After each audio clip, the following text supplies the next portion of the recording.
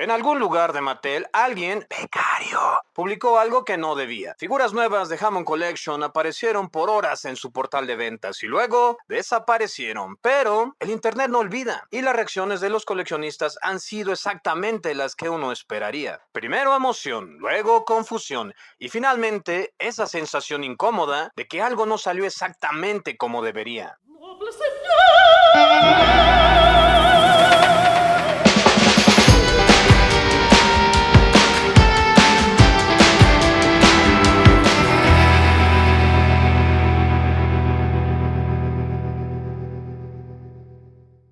Y entre esas imágenes que aparecieron hay de todo. Una figura que absolutamente nadie estaba pidiendo, una decisión de escala que no tiene ningún sentido y una que los revendeambres ya se deben de estar saboreando. Algunas de estas decisiones necesitan explicación. Y uno de los primeros que llamó la atención en esas imágenes fue el Dilophosaurus. Lo cual es curioso porque este dinosaurio ha tenido una trayectoria bastante extraña dentro de la franquicia. Pasó de ser uno de los momentos más memorables de Jurassic Park a convertirse en un simple recuerdo. Luego tuvo un regreso épico, como un holograma en Jurassic World, pero después tuvo un segundo regreso épico, como un moped sin dignidad en Dominion. Y ahora en Rebirth aparece como un personaje sin crédito. Es casi un extra con nostalgia. Es como un mesero o un policía de La Rosa de Guadalupe. Pero bueno, al menos sigue teniendo algo importante: figuras nuevas. Esa es la buena noticia para cualquiera que no haya podido conseguir la primera versión de Hammond Collection, porque hoy en reventa cuestan más que un Mafex y eso ya es bastante ridículo. El problema es que esta nueva versión también tiene todo para convertirse en oro puro para la reventa. Es un personaje icónico, figura articulada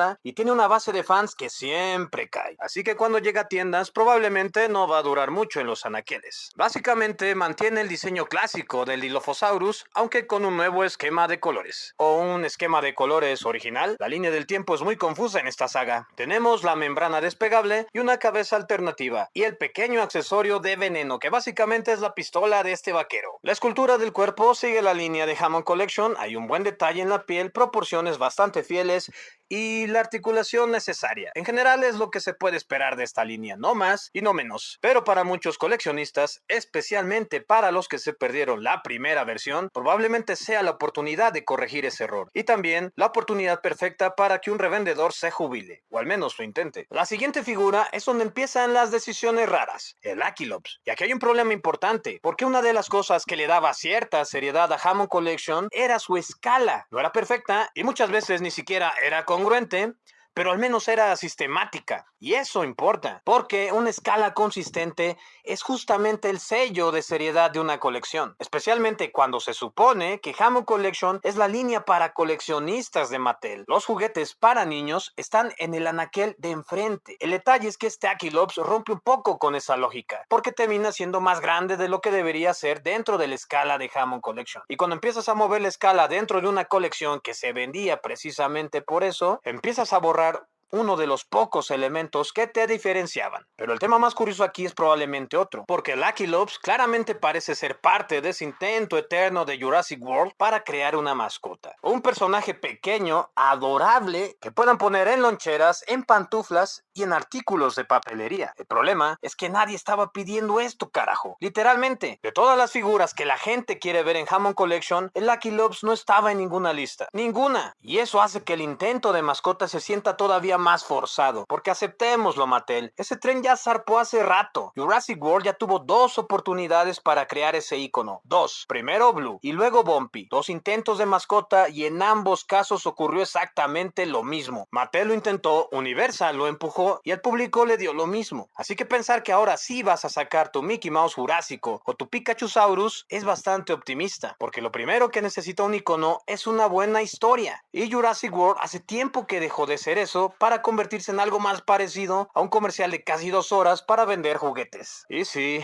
lo sé, Ipsilofodon, confíen en mí. Y acá sí llegamos a lo interesante, porque ahora toca hablar de uno de esos dinosaurios que aparecen en la línea simplemente para recordarnos algo muy importante. Toda colección necesita relleno. La pregunta incómoda es, ¿qué tan importante ha sido este dinosaurio en la franquicia? Porque si revisas la película, básicamente no existe. No ha tenido una escena icónica. De hecho, en términos de escenas, no ha tenido escenas. Es uno de esos dinosaurios que en el universo jurásico vive principalmente en libros y videojuegos, y ahora en líneas de juguete. La figura en sí sigue bastante bien la fórmula de Hammond Collection. Buen detalle en la piel, articulación sólida, pintura coherente, pero más allá de eso, esta figura cumple exactamente el papel que uno espera. Completar la alineación, porque incluso en Hammond Collection alguien tiene que estar al fondo de la cadena alimenticia. Pasamos de un dinosaurio que normalmente termina siendo la cena en un diorama a algo completamente distinto, el Mutadon, un híbrido compuesto por 30% Velociraptor, 30% Pteranodon y el resto dolor de cabeza para los diseñadores, porque mezclar un raptor con un pterosaurio suena bien en papel, pero en la práctica significa intentar que un pollo con alas de murciélago no se vea ridículo, y curiosamente ese diseño funciona mejor de lo que debería, porque al final sigue teniendo la silueta de un raptor, solo que ahora con la desagradable capacidad de caerte encima desde el aire. Ahora, más allá de lo extraño del concepto, hay algo que sí me gusta de esta figura, y es que a la Hammond Collection le hace falta alas. No es exactamente lo que esperaba, hubiera preferido algo así como el Pteranodon de Jurassic Park 3 o incluso un Quetzalcoatlus, pero aún así, este bicho me sirve. Porque entre las alas articuladas y el diseño híbrido, me va a ayudar mucho a hacer algunas fotos nerds.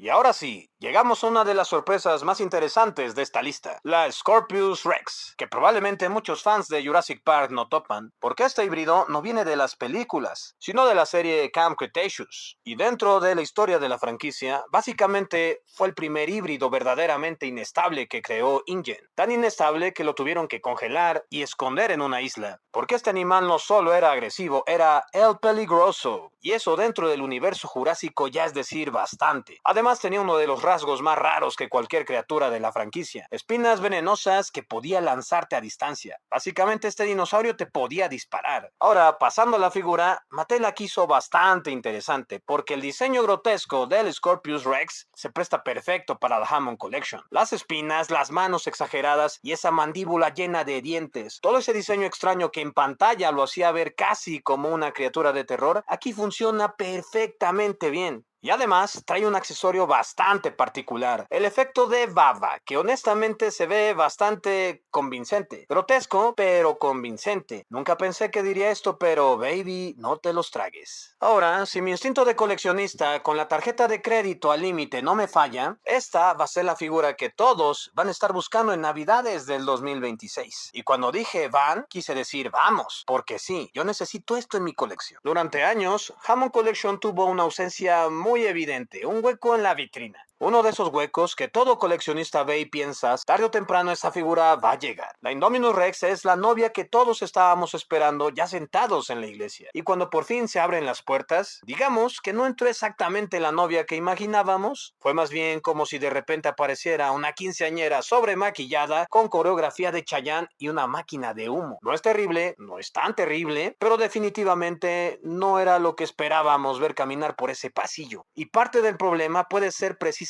ese. La esperamos tanto que quizá la idealizamos. Durante años, la Indominus Rex fue la gran ausencia de esta línea, y eso hizo que muchos fans construyeran en su cabeza la versión perfecta de esta figura. Una figura que, siendo honestos, probablemente nunca iba a poder cumplir con esas expectativas. Pero acá hay un detalle que sí pesa bastante: los ojos, porque esa es la primera gran figura de terópodo en Hammond Collection que no trae los famosos ojos de canica. Ese pequeño detalle que durante años fue casi el sello de identidad de esta colección, y si se lo quitas, el contraste se nota, especialmente en un animal que depende tanto de la mirada para verse intimidante. Y es una lástima, porque la Indominus Rex en figura casi siempre cumple, no solo con Mattel, también en otras líneas. Es de esas piezas que normalmente pones en el punto más visible de tu vitrina, la que te obliga a diseñar la iluminación alrededor de ella para que destaque, pero esta no parece que vaya a alcanzar exactamente ese estándar. Aún así, si algo he aprendido en el mundo del coleccionismo es esto: se va a agotar en todas partes, y cuando eso pase, el precio de reventa no le va a dar miedo a los niños, le va a dar miedo a los papás. Y al final, esta nueva tanda de Hammond Collection deja una sensación